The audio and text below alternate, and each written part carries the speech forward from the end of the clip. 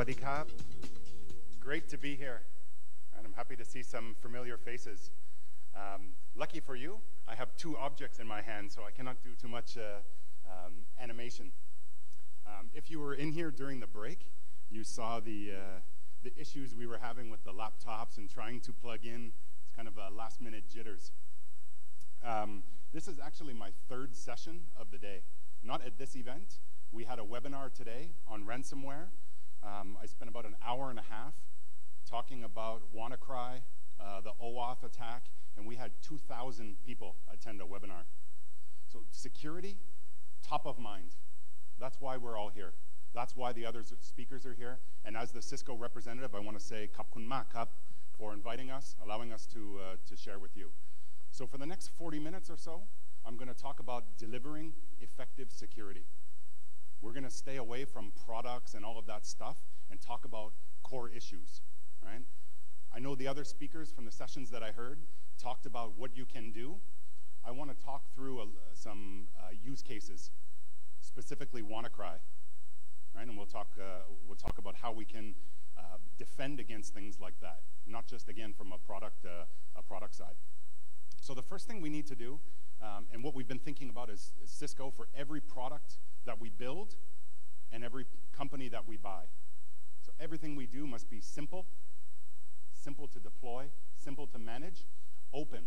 And when I say open, I don't mean just only APIs, right? Because then you're stuck doing APIs to everyone. We're talking about open frameworks, right? Open source, right? Like open app ID, snort signatures, and automated, right? But automated in an intelligent way, right? I'm not talking about kind of like the Terminator movies where the bots and cybernet's taking over, right? We need to think about what does that do for defense sector, for banking sector, right? For all sectors, right? So we'll be talking about simple, open, and automated as we go throughout the day. So where do we stand right now? We have the relentless bad guys. Every single day. How many heard about the events in Europe last night? Anyone? They started calling it the new WannaCry, right? It's not really. Right? It uses some of the same attacks, and we'll talk about Eternal Blue a little bit later. Every single day we read about something. In fact, right, if you look at some of the Twitter feeds, you can follow people, and all they do is talk about the hack of the day, the threat of the day. It gets boring, right? Day in and day out, it's relentless attackers. Now, the interesting thing is, those guys, right, those people, the bad folks on this side, they only have to be right once to damage our brand, steal our money, right, take any asset that we have. But us on this side, we have to be right every single day. As security practitioners, everything we do must be on point every single day. So it's this big struggle. The bad guys over here and the good guys over here. Right? So we're constantly playing this kind of cat and mouse game. If you have children, you know Tom and Jerry, right? The cat always catches the mouse gets free, and it's again and again and again for 55 years or something that the cartoon's been on. So we're constantly dealing with this, right? Fortunately, it makes me happy because that means I have a job, right? Talking to all of you. It's a great place to be in security, right? It really is. So let's talk about what can we do as a defender, right? To target or to fix some of these issues. The first one we have is lack of talent. This is not just a Thailand issue, right? It's globally. Lack of threat hunters, security practitioners, right? Cyber architects, right? This is a general lack of talent in the pool. The second one is we're flooded with products, right? We hear every day, okay, this brand new box or the next gen firewall, right? How many more next gens can we have, right? We have sandboxes and cloud security and new firewalls and new IPS and all these new things coming out. When does it stop, right? We don't have an endless budget, right? I know that for sure. And I had a call this morning with a customer in Vietnam, defense customer, at 9 a.m. and they said, okay, my budget's being cut by 20%, but I don't have this, this, and this. And the SANS top 20 says I have to have this, this, and this. What do I do? Well, it's a difficult discussion, right? What do you do? With shrinking budgets and more products. Then the last one is the technology is changing. We're hearing about self-propagating right? Back in the days of worms, if you've ever dealt with like Nimda, Code Red, SQL Slammer, right? For some of us that have been in that area for a long time, that stuff is now coming back. These worms that self-propagate without a user clicking is coming back, like WannaCry, right? Like the Nyeta virus, the one that happened last night, right? Some people are calling it GoldenEye, but still all the same. All uses Eternal Blue. So even though the names are changing, we're going back to the old school, right? We're not waiting for the user to click, right? Phishing emails are kind of so-so, right, as far as effectiveness. All right, so I mentioned lack of talent. Not only is the talent pool out there, but again, our budgets are shrinking, right? So this is from IDC that talks about cybersecurity practitioners are low down, like the number 7, as far as IT spend. So let me ask a general question. How many people spend more on cybersecurity personnel, more than 12% of your budget? Anyone? How about 5%? How many people have 1 or 2? Okay, I see some smiles. That's okay if you don't want to raise your hand, I know. This is the global number. Here in Asia Pacific, our number is much lower. Much, much lower. In fact, I was looking at the ETDA website while I was preparing for this event, and I saw this article, the link to the article. They were talking about Thailand has one of the lower CISSP penetration rates in ASEAN, right? So we got a lot of people, so if you have children that are going to school, get them into security, right? It's a great place to be. The salaries are good. Work-life balance may be tough sometimes, but it's a good place to be, right? Because there's a talent shortage. Next up, right, we talked about talent shortage. Flooding of products. And by flooding of products, I don't mean only just security vendors. I'm talking about more devices on your network. Anyone heard of IoT before? Right, the Internet of Things. We're talking about right now 10 billion devices connected to the internet. And then by 2020, we're talking about 50 billion. These are numbers when we look at Cisco's annual reports. We're seeing this influx of more devices being connected. Connected cars, connected apartments and condos, and IoT devices that people are using at home, right? So we see more and more systems connecting, and how do we protect against that? Can you control what comes into your environment or not? Are you trying to connect your buildings, your branches, to make them quote-unquote smart, and thus creating more space for the bad guys to get in? So we've got more devices connecting as well, and we're seeing more connections than user traffic. So if you look at this stat up in the top corner, 83% talks about the machine-to-machine or systems talking to systems, not users.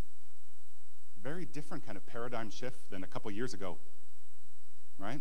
So we're seeing more and more systems connecting than users. And of course, we have different types of systems. We have new applications, cloud apps, internal apps. We have ACI and software-defined networking. These are just kind of extra challenges, even more, okay? So let me talk about this castle. This is how we currently defend. So in the middle, you have your people and your food supply and your gold, right? So this is where the joke usually comes up. My last name is Snow. If any of you have seen Game of Thrones, that's where the castle analogy first came up some years ago. So we have all of our people and our gold in the middle of the castle. And what did we do to protect them? We built a wall, right? We built a wall around what we wanted to protect. And we kind of do this in the data center as well. So we built this wall, then the bad guys learned how to climb the wall. So what did we do? We built 2 walls, and we put water in the middle. Then they learned to swim, so we put alligators or crocodiles in there, and it's the cat and mouse game over and over and over. Until what? Until the bad guys learn how to throw fireballs over, or this is kind of where we are now. How is our current defense systems applicable when the user brings their own device or brings their laptop from home onto the inside of the network, into the soft, squishy core of your infrastructure, right? So they plug into the campus. Does your data center firewall protect it? Well, sure, it's one layer, but what about the rest? And then this one, and then this one. So this is the challenge that we have to deal with every single day. The old defenses just aren't working. The quote-unquote next-generation firewall is missing things like the threats, although it does good application visibility. Okay? So when we think about the castle, I'm not saying you need to build a dome over your castle, but maybe you need to look at how to protect those assets. So let me move right along. I've got some questions for you. The first one we ask is, if you were to be breached, what would you do differently? So if I told you next week your name was going to be in the newspaper, what would you do differently today? Because it's not about when, or it's not about if, but when you're going to be breached. It's a guarantee. Stay in business long enough, and something bad is going to happen.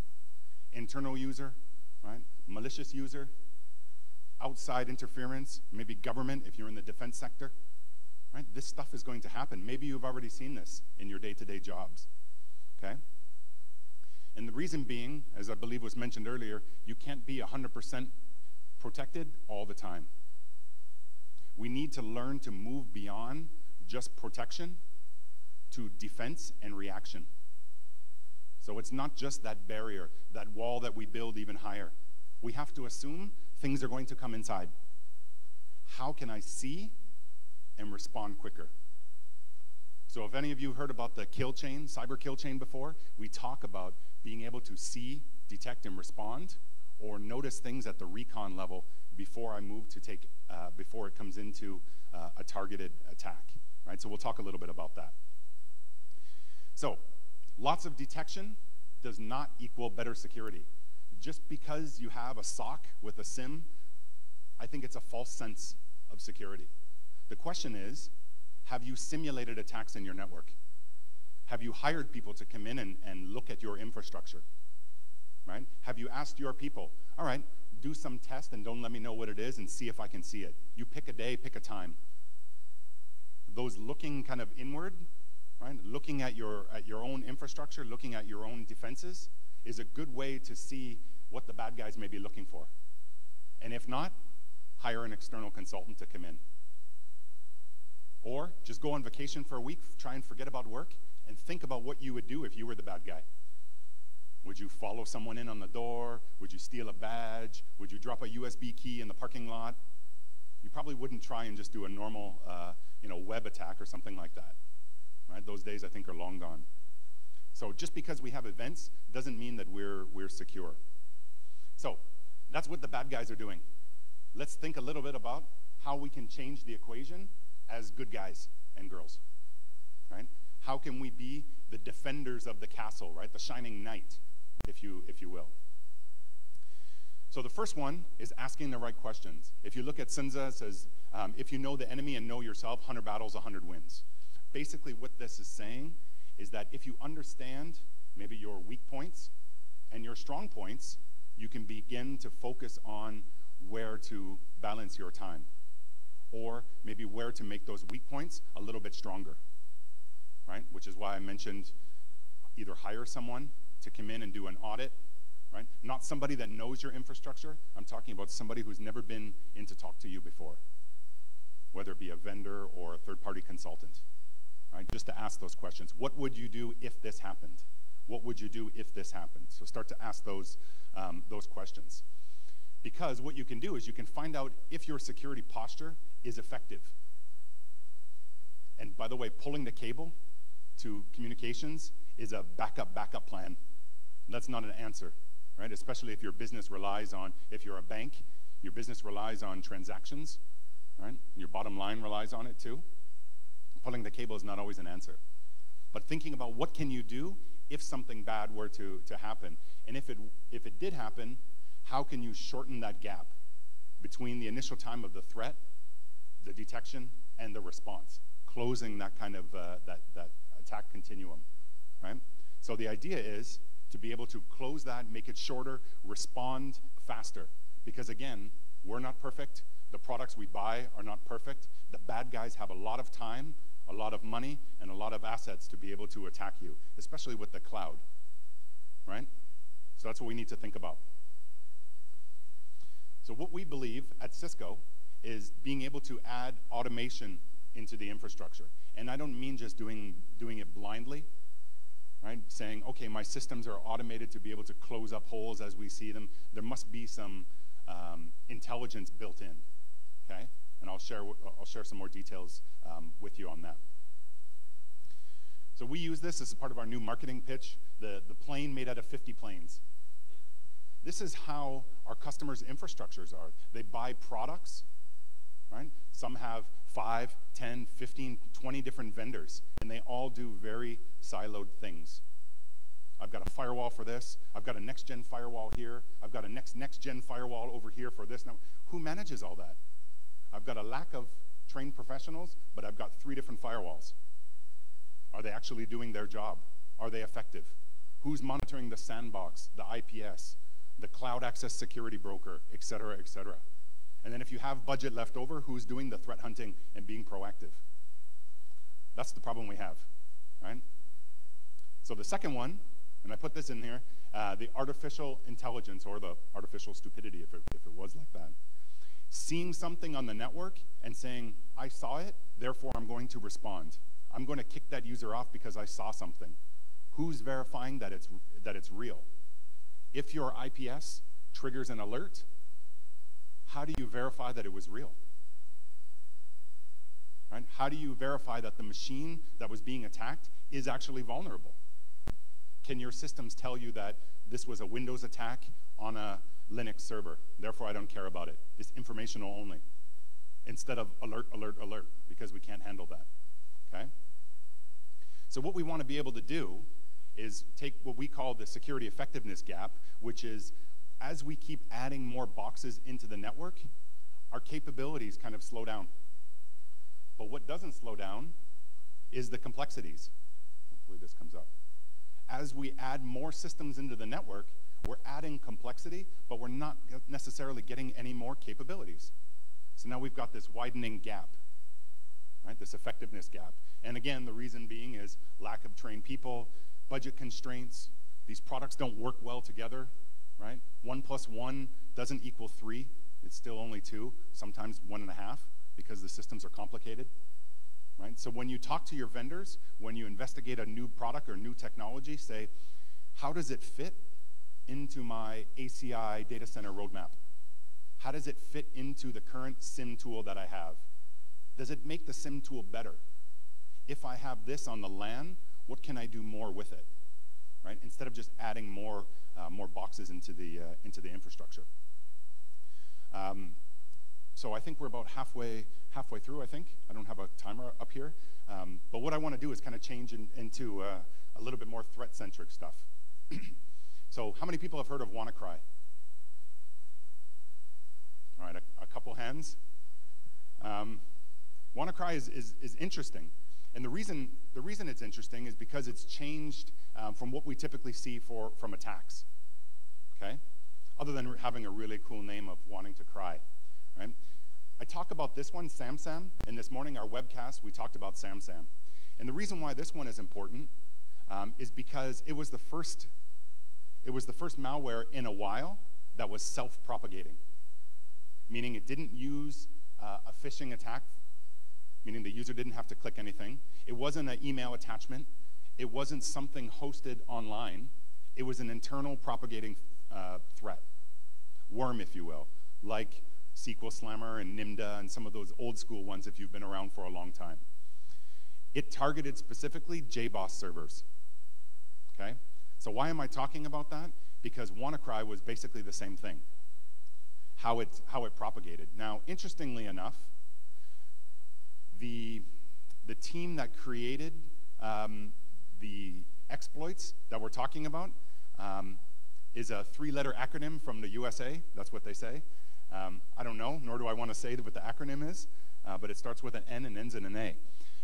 So there's speculation that that group created this. Shadow Brokers, which is a kind of a group that leaks information, was the first one to leak this exploit kit, or these exploits.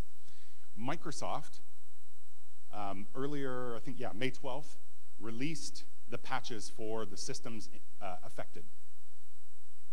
How many people patched their systems? It's hard to say. A lot of my customers no matter which type of line of business they're in, doesn't do a really good job of patching. That's kind of rule number one. Patch your systems. If you're not patching, you're inviting disaster. That's an easy one, right? So Microsoft released the patch. The exploit is now out there in the wild. It took about 2 weeks after Microsoft released the patch for some bad group to release an exploit. And here's what happened, right? There's two of them. One is called Eternal Blue, and Eternal Blue, what it does is it looks for open SMB shares, and if it does, it exploits SMB. SMB is the way we share files on the network, right? Server message block, okay? So we look for an open share, right? We try to attach to that share, and then we run the secondary exploit, which is called double pulsar, which basically infects the system and gets us control of that endpoint. So there's two. That's what was released by shadow brokers. Not so exciting, okay, it's a network-based attack, but what is interesting is how once the infected PC starts to scan your internal network, and it starts to scan externally as well. So it looks for internal propagation, but then tries to propagate outside of your internal network, right? Just to make sure that it can keep spreading.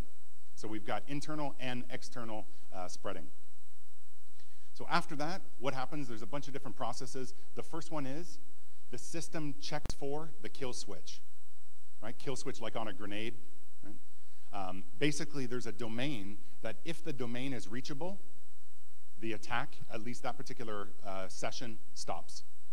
So if the domain is reachable, the attack stops. So what did the good guys like us do? Register the domain. Put up a web server so that all infected hosts, when they call home, they become reachable, or the system becomes reachable, and the threat stops. What did the bad guys do? I wish I had some door prizes.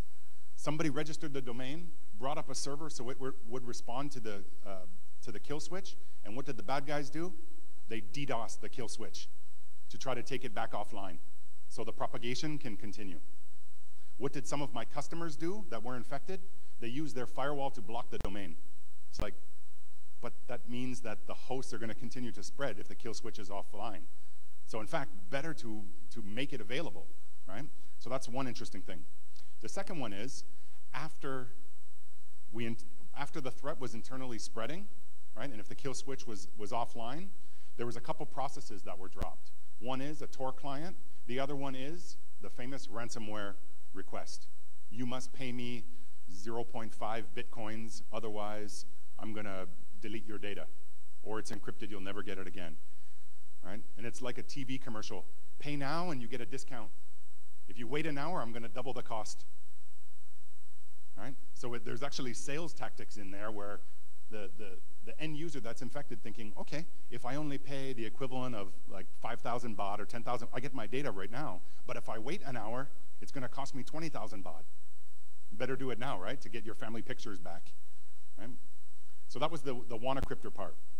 And then, of course, the Tor part was to be able to maintain command and control of the system and be able to maybe drop new things there. So that's what happened. I mentioned some of the mitigation components. One is patch the system. The patch was already there for both of those. So anyone that has systems that were infected, you can look and say, well, you didn't have a good patch management system. Because any system that would have been vulnerable, had it been patched, this would not have happened to them. Also, outbound SMB traffic usually is not a good thing. There's no reason for that, or at least do it over a VPN. That's another. And then the number three, in our case, in the case of the Cisco IPS, we have signatures to be able to block these attacks, Eternal Blue and double pulsar. So we have two different ways to prevent the spread, yet it still happened, right? Customers here as well in this region. So how did Cisco see this and present it and prevent it for our customers? The first one was, we have some honeypots that are out there on the network, and you can see here at about between 2 to 3 o'clock, we saw an increase in SMB traffic. This is scans from the outside to Cisco honeypots. right? So we can see what was happening. That's the first one. Once we saw that, right, we can stand up a VM, let the machine get infected, grab a sample, and continue to investigate. That's the first thing that we do. The second one is, because we purchased a company called OpenDNS just over a year ago, we have the capability to look for newly registered domains, increases in traffic, right? Spikes in these brand new domains. So we can say, all right, first off, the domain looks abnormal.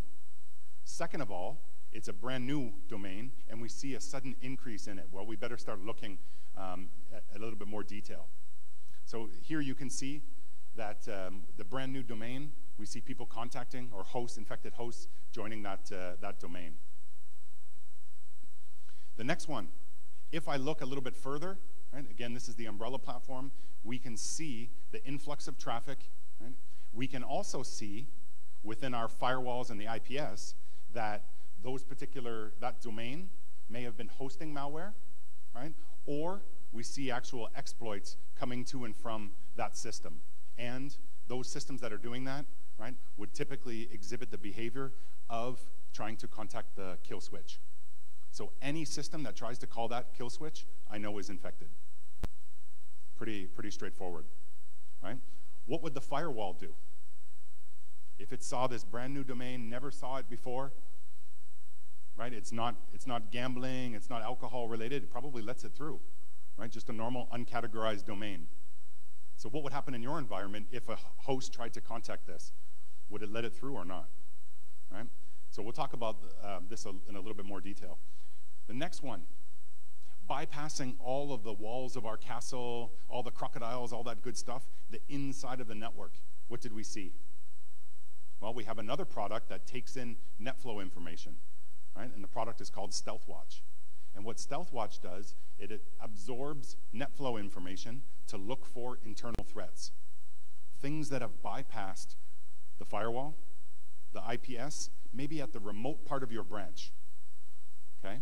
So what we can see here in this example, these are live infected hosts that I can see that are, number one, trying to call to other machines using SMB, and that are also trying to connect out to that domain.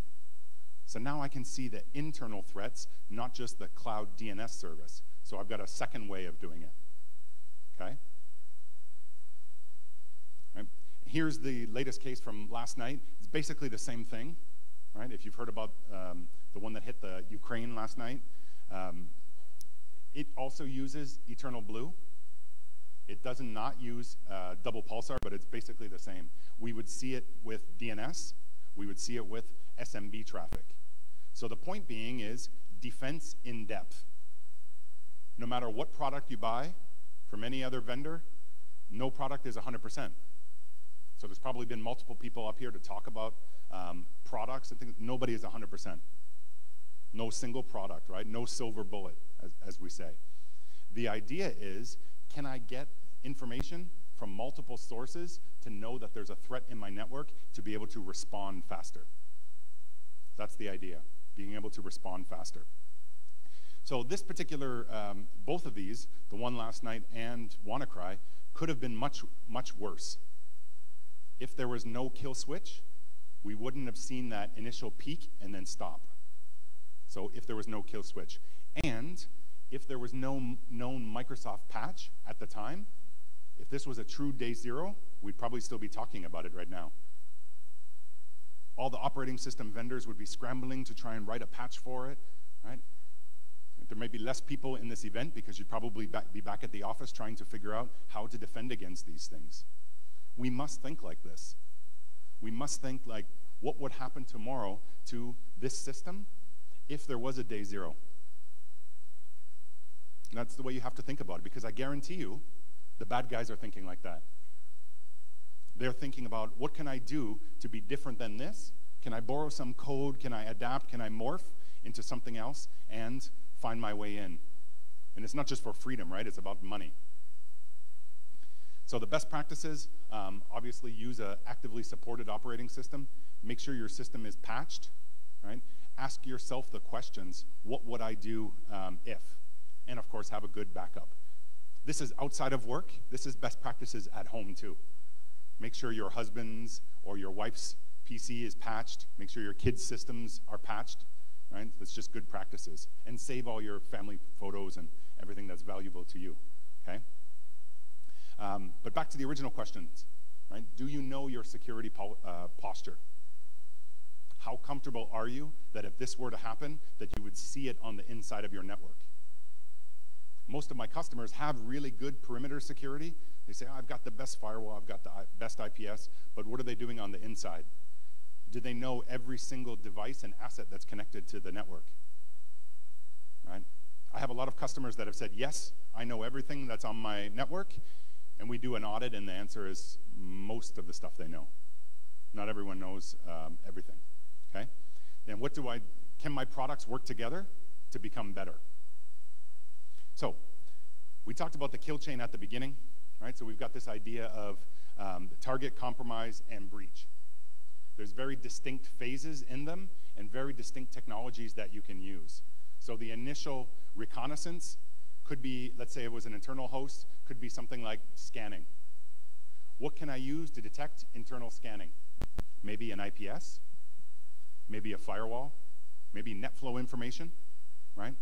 That technology that I would use in the recon stage is very different than what I would use in the compromise stage. Compromise stage, I may use something like an IPS or an advanced malware protection system, maybe even a sandbox, something that's going to look at the data, not just the symptoms, okay?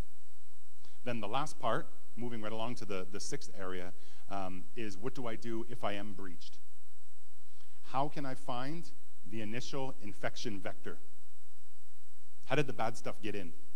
Was it the Trojan horse, the airplane, the Skydiver, right? Or did somebody go out hunting and bring back some virus? I need to find out what it is so I can defend against it next time, okay? So once you've been breached, or sometimes we call it the before, during, and after you've been breached, and after you've done the cleanup, or even during the cleanup phase, figuring out how did it get back in, or how did it start? So this whole life cycle of protection. So being able to respond to the threat of the day, this is the only plug I'll do for our products. We have really good firewalls, right? We purchased a company by the name of SourceFire. We've now merged those two products into what we call the threat defense firewall. So we took the really good IPS and a really good traditional firewall, merged them together.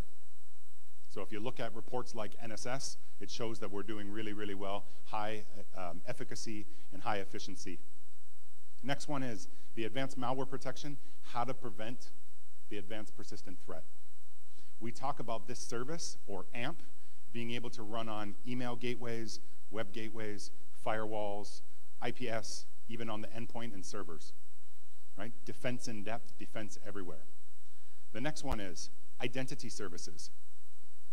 If I'm going to do proper segmentation in my network, I need to know who my users are. I can't say, oh, that's 10.10.5.6. What does that mean? It's a person or a system, not an IP address.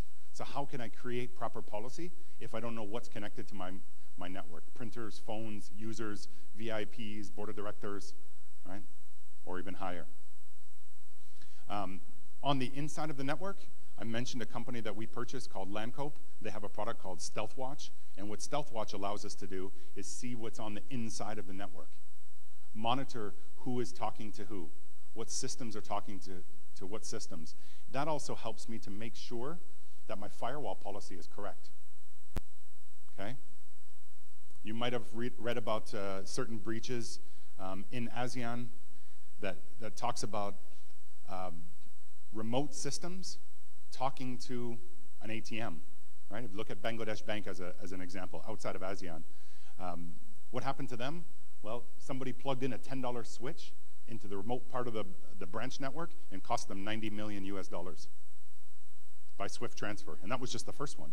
The second Swift transfer was blocked. $90 million for a $10 switch. Why? Because the segmentation, the firewalling was broken. Right? I know there's been cases in Thailand. I have other customers in other countries that have the exact same issues. How to protect that soft core from other systems talking to it that shouldn't be talking to it. right? So we do a lot of successful POCs in this space as well. This allows us to continuously monitor what's on the inside of the network, using the network. Thank you. So what we're trying to do at Cisco is by having these different systems communicate is not only to promise you that we have the best firewall, the best this, the best that, because again, there is no silver bullet, right? What we do is we build good products, right? We buy good companies and we try and merge them together so we can have that defense in depth to lower not just the detection and protection rates, but how quickly can I respond? Do I have multiple systems that can feed together and say, I saw it here, here, and here, and any one of those would have stopped the kill chain, okay? So that's our goal, is to lower that time to respond and lower that exposure risk. So how are we doing that? I mentioned buying and building. So we've spent about $5 billion US in the last 4.5 years on really good companies. CloudLock for cloud access security broker. We've got the Ironport solutions, the email and web gateways, SourceFire next generation IPS, OpenDNS, ThreatGrid as a sandbox, right? We've got services teams, NeoHapsis, etc. So we're buying a lot of good technology and figuring out how to merge these things together to make even better products. So we don't just have the single one that says we can do everything with it, that this is the single product that's going to save you, because there is no such a thing. So the idea is take these products, build really good architectures like secure data center, secure branch, secure WAN, right? And being able to take all these different systems together and hopefully do a better job in securing the infrastructure. So with that, I want to say thank you very much. ขอบคุณมากครับ and enjoy the rest of your day. Thank you very much once again from Mr. Timothy Snow, the Solutions Architect, Security Asia Pacific from Cisco. So that's it for the Cyber Threat Landscape. ก็ผ่านไปอีกหนึ่งหัวข้อเมื่อครู่นี้นะคะและในขณะนี้เราก็กำลังจะก้าวเข้าสู่หัวข้อสุดท้ายของวันนี้ค่ะซึ่งจะพูดถึงเรื่องของการจัดการปัญหาไซเบอร์ทำ20แต่ได้ผลถึง80นะคะนั่นคือทำน้อยแต่ได้มากเราจะเริ่มต้นกันอย่างไรนะคะก็อีกข้อหนึ่งในภาษาอังกฤษก็คือเรื่องของ security baseline นั่นเองค่ะสำหรับสปีกเกอร์ท่านสุดท้ายของเรานะคะตอนนี้ก็พร้อมแล้วค่ะ so ladies and gentlemen please give a warm welcome to our last speaker of the day here Mr. Kaja Ciglic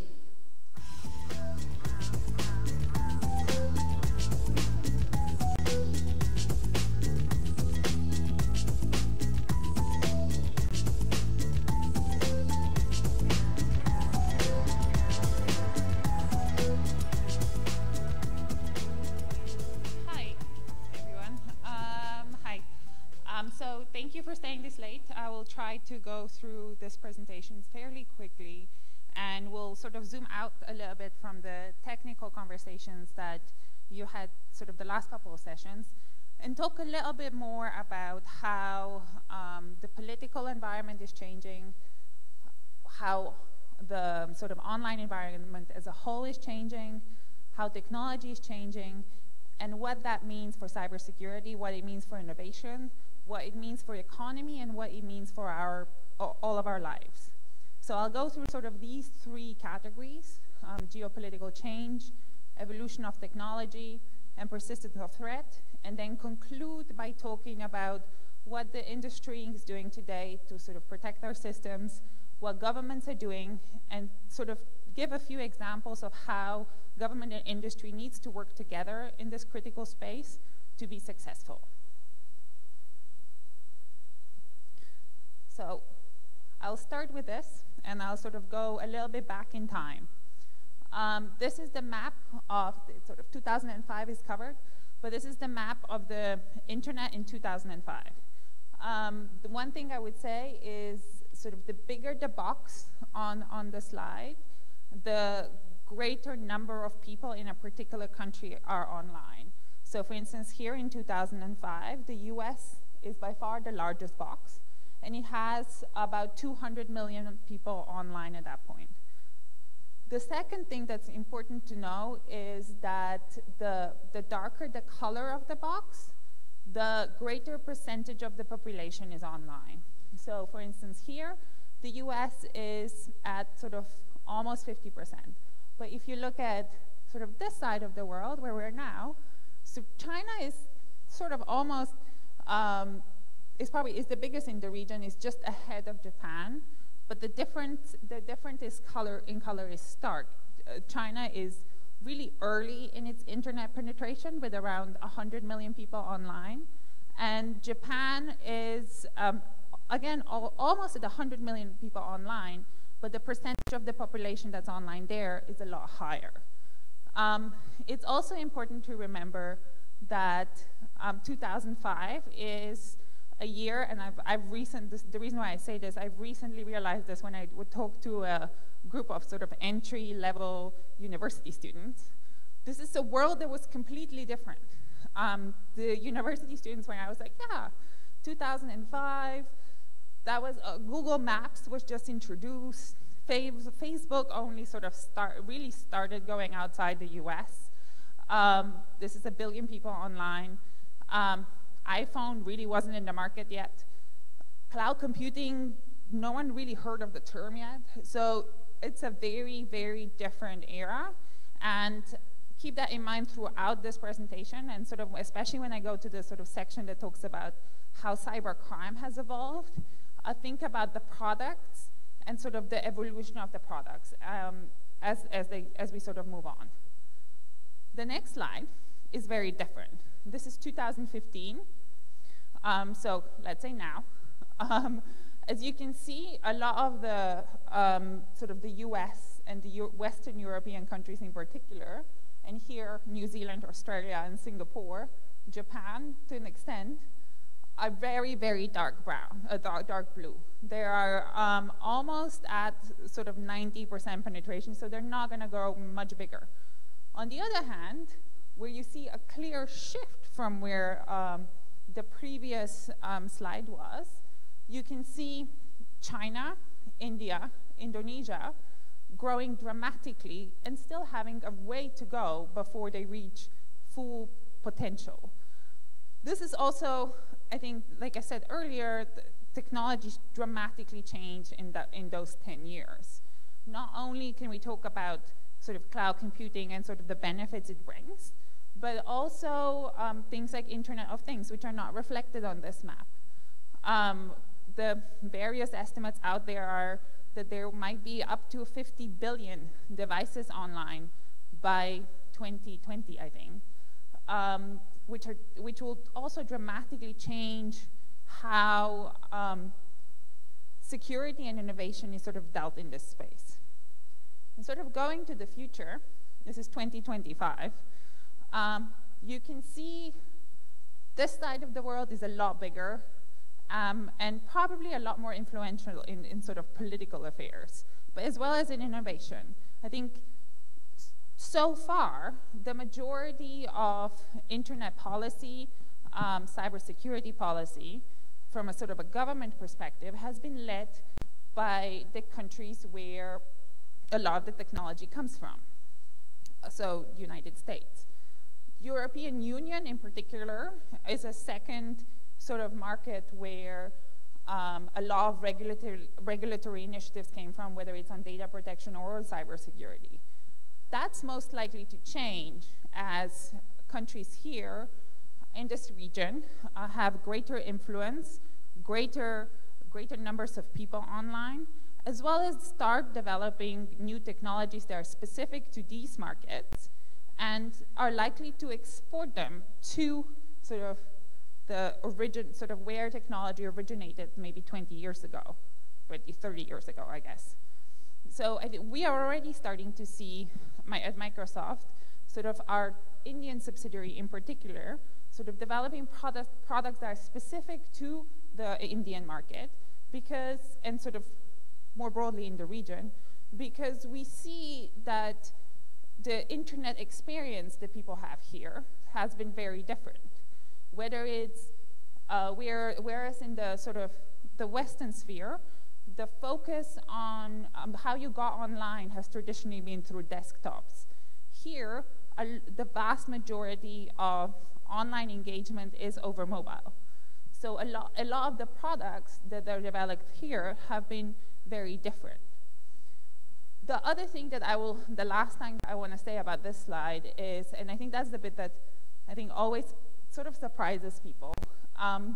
Even though the China, India sort of almost blind the map because they are so big, I think countries such as Pakistan, Nigeria, or Brazil, which all have very, very large populations, are also likely to start and play a role in this space in the future, even though you'd never think about those markets in terms of where innovative technology comes from.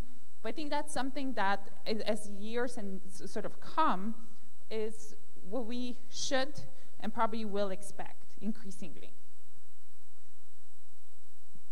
In addition to sort of the internet penetration changing and as a result, the geopolitics of the world changing, technology has dramatically changed in the past sort of couple decades.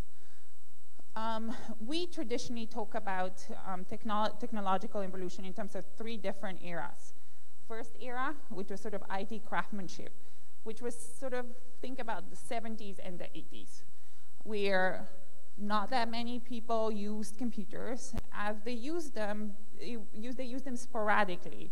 There were often problems with it, issues with it, and they weren't really technology wasn't really used to dramatically increase productivity. We then moved to the industrialization era, which is more or less where we are now, sort of the 90s up to now, where we see technology being integrated in more and more back-end processes in particular, driving automation, focusing on servers, focusing on solutions, and increasing productivity. But it hasn't been all persuasive. What we're seeing now, and this is a dramatic change that we're seeing, is this third era, where we're most likely at the beginning of, which we refer to as digital transformation. Technology becomes completely all-persuasive, and it changes environment in ways that are completely unpredictable. The one thing that I would say is a lot of this is underpinned by cloud computing, and the reason why I say this, it is because it enables so many new things. The power of computing has become so much greater. Whether we think about the artificial intelligence that runs on it, big data analytics, or IoT in reality, because it requires sort of a centralized power for IoT devices to ping back into and control, that all is enabled by cloud computing. I'll give you a couple of examples of what I mean with that. I think the one thing that's important to think about is sort of the new emerging business models. Whether you think about companies such as companies that haven't existed before, what you could think about Uber, which is basically a taxi service, but it doesn't own any cars. Or even if you think about Amazon in certain ways, which is basically an online bookstore that now provides cloud computing. Similarly, Airbnb. It's a hotel business, but it doesn't really own any buildings or rooms. So we see dramatic new business models emerge on the back of cloud computing. But we also see transformations in existing businesses. This example is an example of our work with Rolls-Royce, where Rolls-Royce is basically known as an engine company and a car company. This example is focused on their work around airline engines. And all these airline engines sort of are connected to the internet now. So they ping back to the cloud environment, sort of data around how they're performing, how much fuel they're using, whether anything is sort of going wrong. And as a result of this, they've been able to develop basically a system that allows them to predict before the engine will break, which is helpful for the airline safety, which I'm happy about because I fly a lot. but also helps them sell money. It also it helps them sell a new product. It also created basically a new solutions which they can sell to the airlines to help them maintain their airlines as a whole, their planes as a whole. So it allows Rolls-Royce to offer a new service, not just being, this is an engine, every 6 months I'll come back and fix it, but a continuous monitoring, a continuous provision of data to the airlines, so they realize, so they know what's going on, so they can improve efficiency. Another example is the work with the government. Here, it's a very simple example with a small city in Germany, Ulm, which at some point looked at using a sort of a set of former army barracks, and they wanted to do something with them that would be useful for the public, but they sort of make it a public space, whether it's like a playground or a garden or a park. But they didn't know what that could be, and they didn't really want to hold like a referenda, an election on it, because that's expensive. So they used cloud computing to create a platform that allowed the citizens to vote and put proposals forward in a very efficient and non-expensive manner to get them to engage with their local government. They did it, for this example, they were like, oh, we'll just do it as a one-off and see what happens.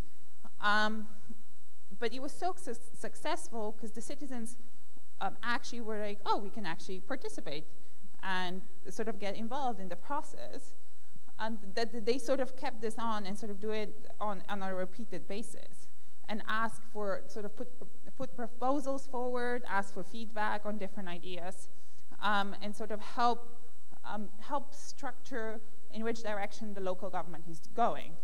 Another example is the work that we have done in a city, Tacoma, which is a city close to Seattle, where Microsoft is based, and where we worked with sort of a set of schools that were sort of not doing very well, and took the students' data like grades or how often they're not at school, so how often they are either sick or just missing from school, to sort of start mapping behaviors. And just through going through the analytical data, the teachers were able to sort of spot trends as to at what point, what kind of behavior means that students are not doing that well and might not graduate, and started sort of intervening with when those behaviors started to manifest themselves. And as a result, their graduation rate went up 50%. So there was a significant improvement of how well students have done, just because sort of the ability to analyze data, existing data, was something that they could utilize as part of their work. It's not all good, obviously. It's a cybersecurity conference. And there is a very, very dramatic increase has been a very dramatic increase in sort of cybersecurity threats online. This slide behind me sort of gives a few snapshots of different numbers in terms of what the cost of crime is, how many companies sort of fall victim to crime. This is sort of 71% admitted, but in sort of the cybersecurity world, everybody always says, you know what, there are two types of companies, either one that has already been breached, and the ones that don't know they have been breached. So that number is probably higher. Similarly, the higher, it's probably the cost of crime and the cost of attacks is probably higher, just because whether it's companies or individuals, very few people report cybercrime, because it carries with it, in particular in some countries, and depending on the culture, it carries with it a significant stigma. So instead of sharing information, companies try to bury it. The other thing that I would sort of highlight is this number, the 140 days. That's the number which has not gotten down in the last couple of years, but it's still dramatically high. It's the number of days that it takes a company to discover that they have been breached. So 140 days is 5 months. So oftentimes there have been the so-called bad guys sitting on a company's system and trying to doing something, whether it's taking data or sort of planning ransomware attacks, planning a way to get to the more critical data, because oftentimes the bad guys will go in an easy way and then sort of find a way to navigate the network internally. 5 months, that's a long time. And the impact goes far beyond just obviously the financial impacts that we saw up there. There is a challenge that people don't really think about. A lot of the cybercrime is basically organized crime driven. Though they are massive organized cybercrime enterprises almost, some of them worth up to $1 billion, which which sort of play around in this area. A lot of the we have also found that a lot of the sort of traditional drug cartels, in particular from sort of South America, now engage in sort of online crime because it's seen as low risk and highly profitable. Invasions of privacy, obviously it's an obvious example of what can happen if your personal data gets exfiltrated. Reduced innovation and decreased trust in technology is another thing, as people sort of step away from the internet and are afraid to engage in certain areas. And then we increasingly see the disruption and dangers to critical infrastructure and systems. I think, like it was mentioned earlier, that the attack in Ukraine, that sort of spread, but this morning, one of the stories that reported that Chernobyl, the nuclear power plant in Ukraine, was sort of affected. So those are scary things because cybercrime can actually be substantially destructive and result in real life threatening situations. And I will now sort of give a couple of examples of just to show how dramatic this evolution have been. The first time we sort of started seeing cybercrime evolve was in the 2003-2004 era, where sort of worms, blaster, and slammer were sort of set out in the wild, and at least at Microsoft, this is a bad time for us. I think we got a lot of negative coverage and a lot of negative press around it. But in reality, the vast majority of the crime at that point was propagated by what we call script kiddies, which are basically oftentimes sort of school kids who didn't do it for money, but they did it for like fame in the sort of cyber crime hacker communities. Sometimes they did it out of mischief. So a lot of the attacks weren't really destructive. They weren't really dramatically problematic. They were just very, very visible. We then moved to sort of 2005 to the present time era, and where we see a lot more organized crime, like I said, the merge. We see cybercrime becoming a for-profit operation, and we see a lot of the sort of things that sort of have just received prominence again this last year: ransomware, click fraud, identity theft. These are all old crimes. They sort of just kind of keep coming back. And sort of Microsoft at that point, this was sort of just around when Vista was launched, for the first time actually started paying more attention to security. Before Vista was launched, we basically took the systems offline, completely re-engineered the product. I think the product launch was delayed by almost a year because of this, because we actually went back, went through almost each line of code, put internal systems and processes in place that we have today, and they have become sort of a best standard for the industry. But in 2005, no one really was doing it. Things like security by design, things like making sure that all of your employees are trained on security. Things like cooperating with other companies to sort of share information on cybersecurity threats. And the reason why I sort of point out in sort of 2005 is because this is sort of after XP. And I know that XP sort of got a lot of coverage with the recent attacks, but again, like a little bit like I said earlier, this was a very different era. When XP sort of was published, 2003, computing was completely different. So the product itself, even if it just because of its age, it's very hard for it to sort of compete with the modern threats. And then we come basically to 2012 and beyond, so today. For Microsoft itself, we today have, I think, about 3,500 people working on security every day, and we invest over $1 billion a year in protecting our systems. However, what we need, the reason why we actually need to do that is we need to compete with a much more severe threat and much more resource threat.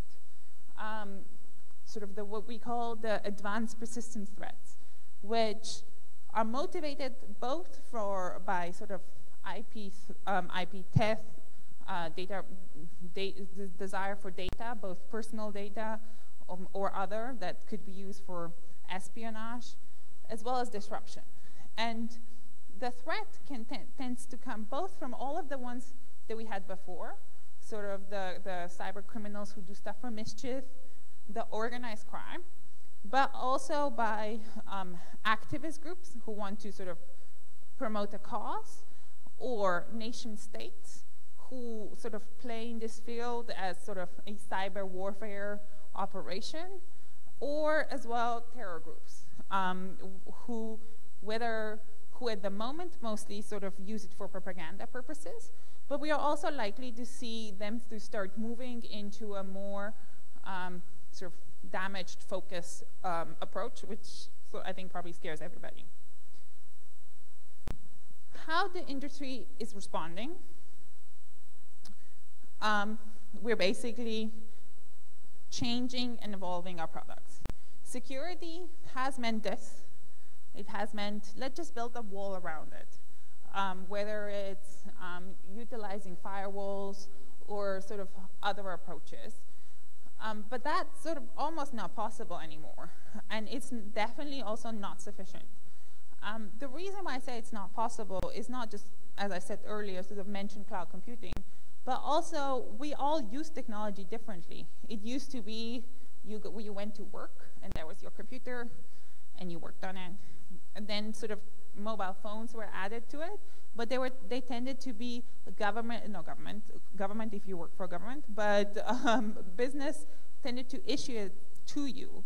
So it wasn't really, it was still secured from the corporation. Now we all bring our own mobile phones, our own devices, and it could be other devices as well. It could be sort of Fitbits or other devices that are connected to the online environment that could introduce challenges and threats into this sort of walled system. I think the one example that I would give is, a lot of times people worry about IoT security in sort of the hospital context. In terms of, I think the most famous example is that whether you could turn off someone's pacemaker sort of by a cyber attack. And yes, you could, for sure, and that's scary. But I think I know the majority of the attacks today in hospitals do come through devices. They do come through pumps that sort of regulate how much of a particular drug a patient gets. but they don't necessarily want to like hurt the patient. But if you actually get into the pump, you can kind of go from the pump into the admin system of the hospital and sort of get their data. And hospitals, in a lot of cases, are great for data because they have both personal information, healthcare information, which you can sell, and then they have credit card information because people pay for services oftentimes, depending on the country, in hospitals with credit cards. So it's been more about finding a new way to go into a broader system and using devices that are around it and connected to the internet to get into that system, rather than to sort of actually target and harm people. And sort of the previous speaker said, the wall is also not enough because you do need to have a defense in depth.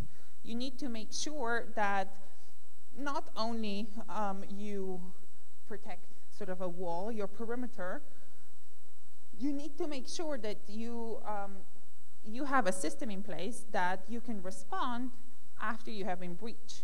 So we sort of talk about it as in a protect, detect, respond format, where we think about protection across all endpoints, from sensors to data centers, including phones, including computers.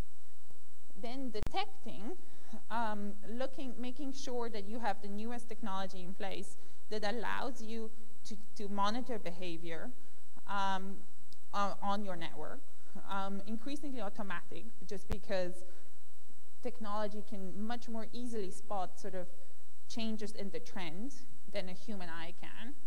And then respond, being able to actually appropriately act when something happens.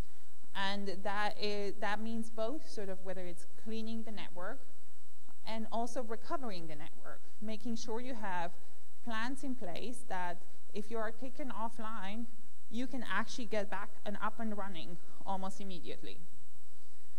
And we do that, like I said, through sort of new technology as much as we can.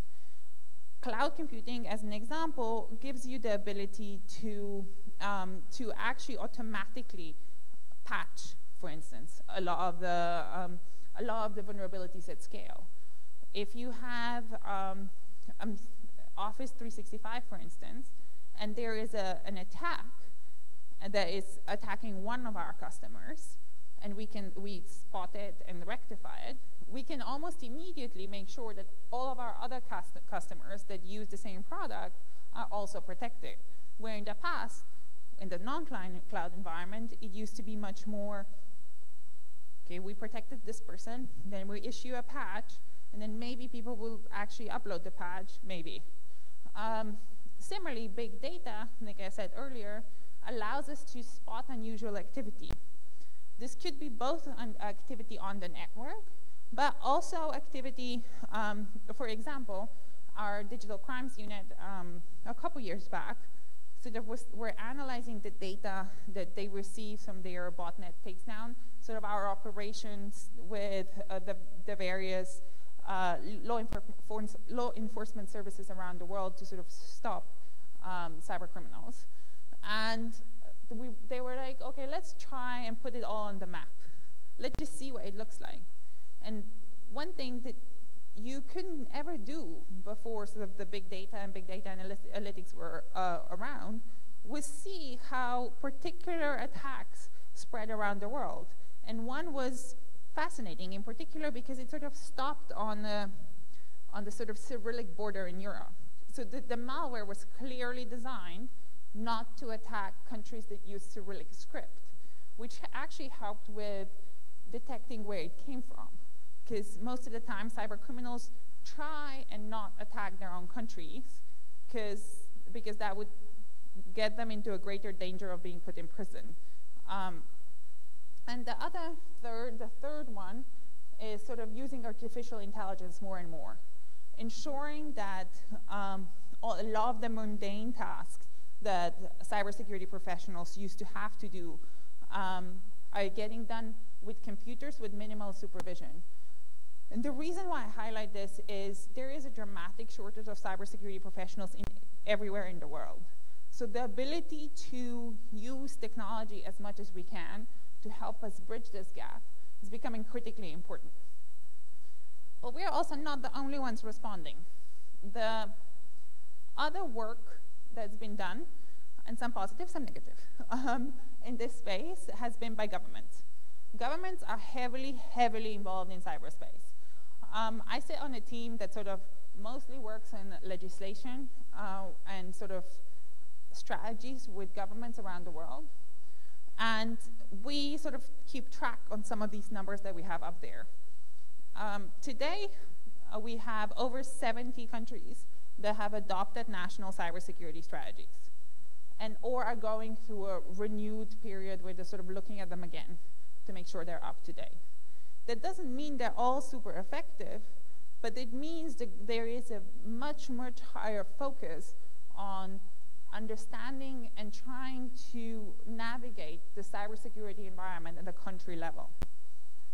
More than 90 countries are also developing various cybersecurity laws and regulations, whether that's they sort of fit in the cybercrime space, the critical infrastructure space, or sort of the offensive operations space. And I mention this because governments obviously have more than sort of just one role in cyberspace. They use it, as everybody. They legislate in their unique role. They also have a responsibility to protect their populations. So here we increasingly see countries investing dramatically in defensive capabilities, so making sure that they are able to protect the country against a malicious cyber attack. And then we now have the exploiter category, where we have seen a dramatic increase over the past 3-4 years in particular in countries investing in offensive operations. I have a few numbers up here in terms of how much different countries are sort of spending on cyber offensive. These are estimates because there is obviously no public data available. It's sort of, I told you earlier, Microsoft is investing about $1 billion a year in defending ourselves. This pales in comparison to sort of, if you look at how much the bigger countries are spending in offensive. In particular, sort of, if you combine it. So this is also an activity that is introducing a level of fear and anxiety in sort of the ICT sector. I'm going to talk a little bit about three basically trends, I think, I would call them, that we have observed. One is sort of the focus on cybercrime policies. More and more countries are either basically amending their cybersecurity laws, because some of them are about 20 years old now, or introducing new ones. In particular, in Middle East and Africa and sort of South America regions, that they're for the first time introducing new laws in this space. The thing to think about here is the importance of writing laws that allow you to be fairly flexible in what you can do with them, because technology changes really quickly and crime changes really quickly. So a lot of the times we advocate to basically stick to fairly broad definitions that could be applied to ransomware or to a similar attack that might evolve in the next 5 years. And we sort of advocate for harmonizing those definitions, in particularly with something called the Budapest Convention of Cybercrime, which I think now has almost 60 signaturists around the world. So clearly not just in Europe, and has been proven to be a workable framework, in particularly because it allows countries to sort of have a conversation around what they're trying to prosecute. So they understand each other in terms of what a particular crime is, and also have similar definitions so they can sort of collaborate on it. The other important aspect of the Budapest Convention is the fact that it sort of has a working committee to which all of the countries participating can be members that sort of looks to improve gaps and find solutions to share information. For instance, there is a cloud computing working group which has made a lot of progress in recent years to make sure that countries can exchange data legally and efficiently and quickly, even though it's not necessarily stored in servers in the country they're in.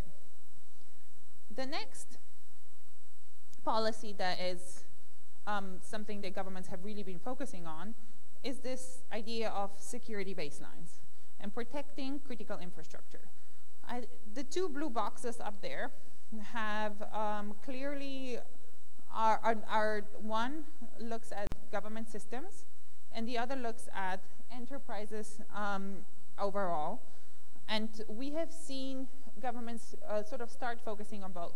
Most of them start with protecting their sort of government structures and trying to understand what can they do, what can they put in place, both in terms of standards that need to be met, objectives that need to be met, as well as things like data classifications, understanding sort of not just what standards you have to have, whether that is multi-factor authentication or sort of changing your passwords every 3 months or do regular backups or whatever those are, but also making sure that you actually know what's in your system, that you have an environment in place that allows you to think about what a particular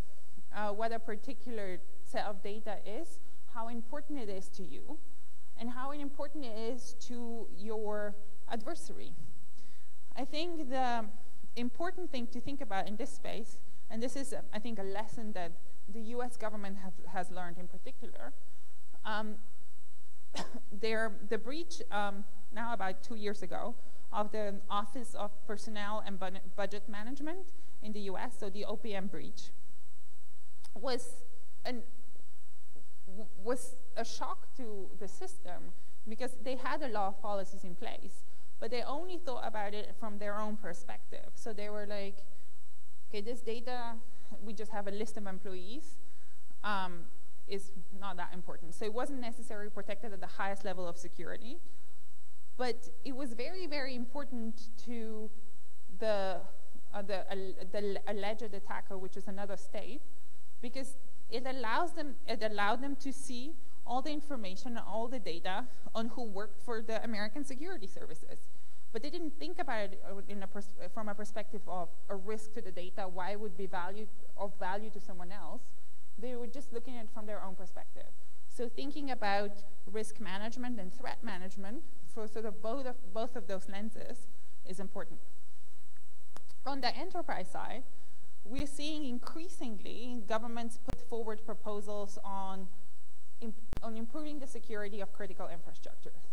I think the vast majority of governments around the world have in place some sort of critical infrastructure legislation. This is sort of an established risk management practice, I think, everywhere. But only now countries are starting to actually look at those and trying to see how technology interrelates in that environment.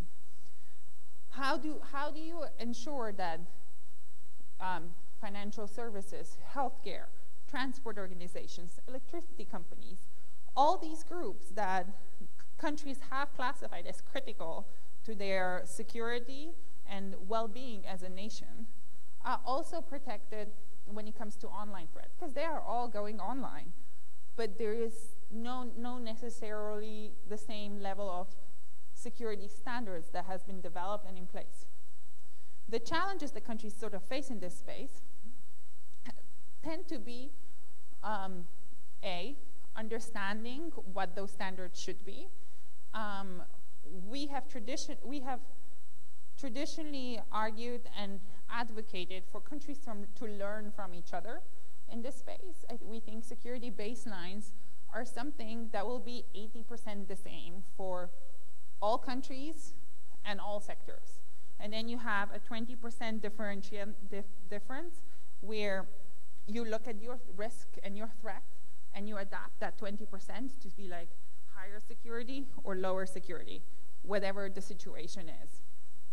But we have only now really seen countries actually starting to develop these. I think a couple of examples are the NIST cybersecurity framework in the US, which is now becoming an ISO standard, which was developed in 2013 as a voluntary standard for managing cybersecurity risk in critical infrastructure, and has, I think last month, maybe 2 months ago, been signed by Trump as sort of a mandatory standard for government overall. And that has been a framework that's been developed in close collaboration with industry, and as a result, a lot of the US industry has actually adopted, a lot of international industries have actually adopted it. And then the other example, which is slower, is the work done around the Network and Information Security Directive in Europe, which also similarly looked at protecting critical infrastructures and also establishing systems to managing those critical infrastructures. Looking at how you manage technology like cloud computing that cuts across all of those areas, even though you have different regulators in place. So you could have financial services regulator, an energy regulator, having slightly different requirements, but still have them on the same provider. So that's something that countries and industry as well have been sort of thinking about. As a result, we're seeing much more focus on issues like audits, so standardization, but then also auditing the compliance with standards and controls, as well as security certification, which is sort of a trend that has started to emerge, but very slowly because regulators have increasingly discovered that certification is difficult in a modern environment.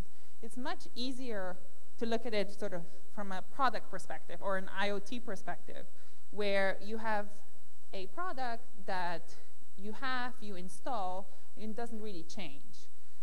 It's much more difficult from a cloud computing perspective, where technology changes every day. There might be automatic updates every day. And so it's hard to tell what you certified if the product has evolved that dramatically. I think there was an example last summer where our Azure, so our sort of cloud product team, have published over 1,000 updates over the summer that focus on improving security.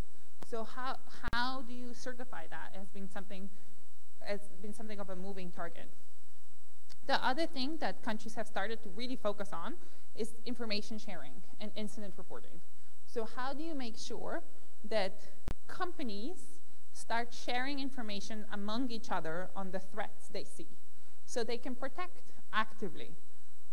There are some examples of this being successful, but it is very hard to do, and different companies need to be very, very committed in trying to, and need to see the benefits of it before they can actually do it. The other thing is sort of sharing information with local certs in countries, so they have more of an understanding of what's going on in their own countries. That has been a problem around the world. I think, like I said just at the beginning, very few people actually report cybercrime. So the governments can't really help, and if they don't sort of understand what's going on and what the most critical incidents are and how they can sort of help rectify them.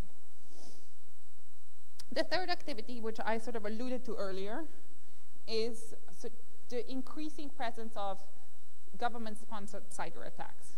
This is, I'm just going to leave this up for sort of an example. It's a sample. There's a lot more, in particularly sort of in this side, where we see sort of an attack almost weekly, I think, But it's clear that the cyberspace has become an area of war, an area of espionage, both economic and political, and that governments are very active in it.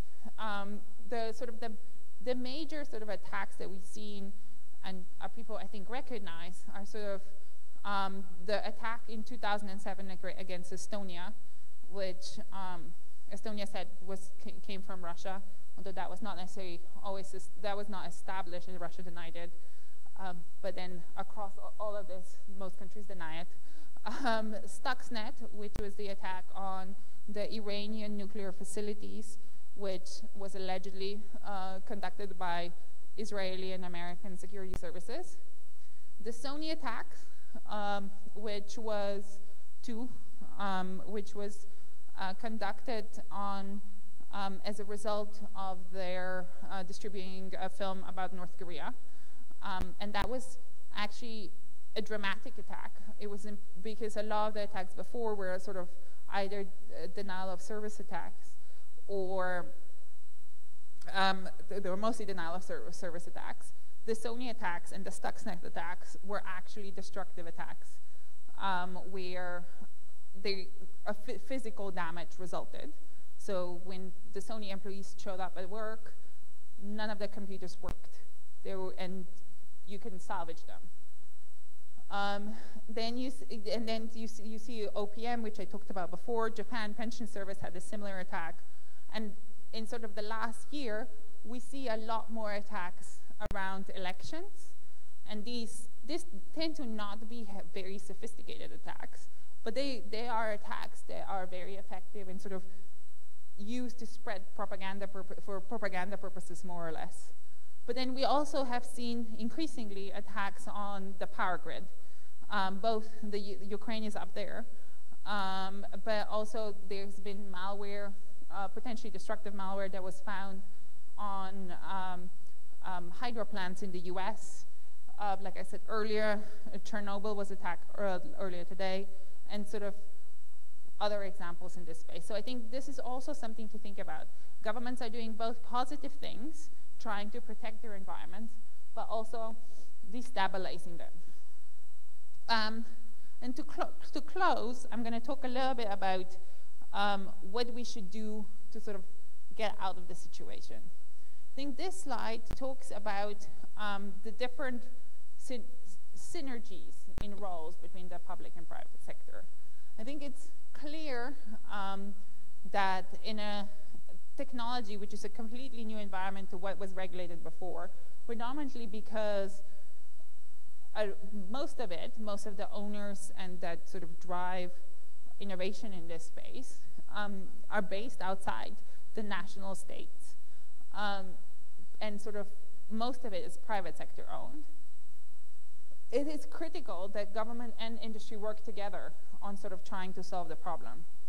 The other important lesson is because the technology evolves so quickly, that's even more important. Understanding how a specific technology works is hard for anyone, right? Unless you are actually developing a particular program.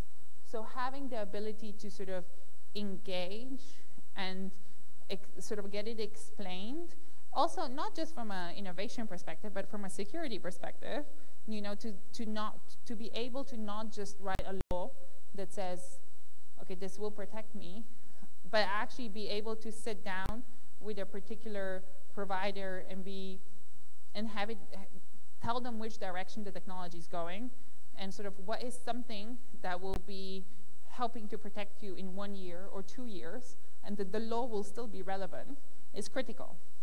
I think one example of how this went really badly wrong was in the negotiations around Wassenaar, which is the export control treaty that sort of focuses on weapons and sort of controlling weapons. And it was written sort of behind closed doors without industry involvement, and it was actually written with a really good objective in mind, because it was written in response to basically governments in the Middle East using cyber weapons to track activists and sort of around the Arab Spring and sort of shut them down and put them in prison. But what happened is, because the way it was written was very broad and unclear, it resulted in an environment where the majority of cyber defensive operations now fall, cyber defensive technologies now fall under the Wassenaar Treaty. For instance, penetration testing. And how it's implemented in the US in particular has meant that, for instance, within Microsoft, within a single company, if an American would share information with a Slovenian, I'm Slovenian, you'd have to get a license for it. Not even, and in an international environment, that's clearly impossible. It's sort of going through some revisions now, but it's something that could easily have been avoided. So I will leave you with this, which is a call, basically, for partnership for the future, which is governments should and try and develop agile models that are inclusive. So partner with the industry, and also when you write laws and policies and frameworks, make sure that they are outcome focused, that they are specific in terms of like what you want to achieve, but not how you want to achieve it, because technology will change dramatically around you. And as a result, you might be stuck with the old technology where the threats are new and using the new technology. Secondly, scope the proposals to defensive purposes.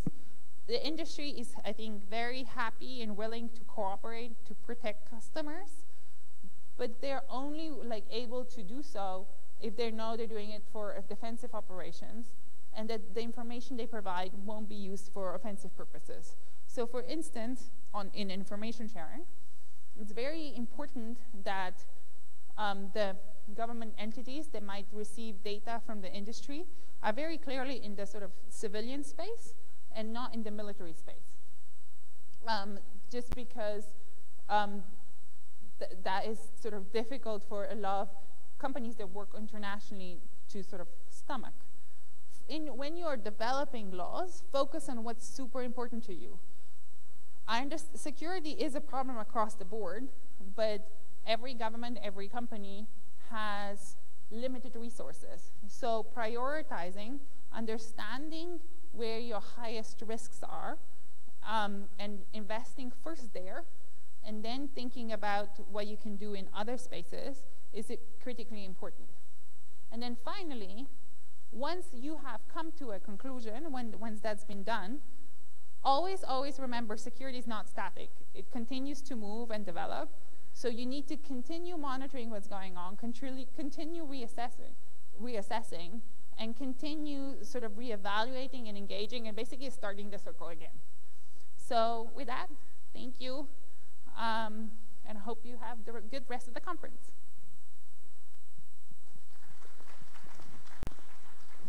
Thank you very much once again to Ms. Kaja Ciglic here, the Senior Cybersecurity Strategic, Government Security Policy and Strategic Team from Microsoft here. ก็ขอบคุณอีกครั้งหนึ่งนะคะและนั่นก็เป็นหัวข้อสุดท้ายสำหรับการสัมมนาของเราในวันนี้นะคะถือว่ามีหลายๆเรื่องนะคะที่เป็นประเด็นที่น่าสนใจสำหรับ Cybersecurity ของเรานะคะก็ได้กล่าวมาแล้วทั้งสิ้นนะคะตั้งแต่ช่วงพิธีเปิดจนถึงการสัมมนาของเรานะคะตามหัวข้อต่างๆค่ะสำหรับท่านที่สนใจนะคะสามารถจะไปร่วมงานของเรานะคะซึ่งจริงๆเรามีจัดอีกที่หนึ่งนะคะที่อาคาร The Nine Tower ชั้น 12 นะคะไปจนถึงวันศุกร์ที่ 30 มิถุนายนนี้นะคะแล้วก็สำหรับข้อมูลข่าวสารกิจกรรมรวมถึง Presentation จากวิทยากรที่สามารถจะเผยแพร่ได้นะคะสามารถจะไปรับได้และติดตามได้จากทาง ETDA Thailand ที่ Facebook Fanpage ของเราหรือว่าจะไปชมย้อนหลังได้นะคะที่ทาง ETDA Channel นะคะผ่านทางช่องทาง YouTube นั่นเองค่ะวันนี้ก็ต้องขอบพระคุณแขกผู้มีเกียรติทุกท่านนะคะที่มาร่วมกันนะคะที่จะก้าวไปสู่ยุค 4.0 นะคะอย่างมีคุณภาพนั่นเองนะคะในวันนี้ ทั้งในเรื่องของการขับเคลื่อนประเทศโดยดิจิทัลนะคะแล้วก็สภาพแวดล้อมออนไลน์ที่ล้วนแล้วแต่มีความเกี่ยวเนื่องกันนะคะแล้วก็เป็นเรื่องของระบบความเชื่อมั่นระบบรักษาความปลอดภัยมั่นคงของทางโลกไซเบอร์ของเราอีกด้วยนะคะนอกเหนือจากนี้แล้วนะคะขออนุญาตย้ำอีกหนึ่งครั้งนะคะท่านที่ได้กรอกแบบสอบถามเสร็จเรียบร้อยแล้วสามารถจะส่งคืนให้กับเจ้าหน้าที่ของเราได้นะคะก็สำหรับงานในวันนี้นะคะก็คงจะขาดไม่ได้ถ้าหากว่าในช่วงท้ายนี้จะขออนุญาตขอบคุณสปอนเซอร์นะคะหรือว่าผู้สนับสนุนในการจัดงานครั้งนี้ของเราอีกครั้งหนึ่งนะคะขอขอบคุณไปยังสำนักงานคณะกรรมการกระจายเสียงกิจการโทรทัศน์และกิจการโทรคมนาคมแห่งชาติหรือสำนักงานกสทช.ค่ะบริษัท Microsoft ประเทศไทยจำกัดธนาคารกรุงเทพจำกัดมหาชนบริษัท AC Infotech จำกัดค่ะ Arbor Network บริษัท Bay Computing จำกัด RSA Cat Telecom บริษัท Blue Zebra จำกัดบริษัท G-Able จำกัด Line Thailand NTT Communication Palo Alto Networks San Institute ธนาคารไทยพาณิชย์จำกัดมหาชนธนาคาร UOB จำกัดมหาชนนะคะขอเสียงปรบมือให้กับผู้สนับสนุนของเราทุกๆท่านด้วยนะคะ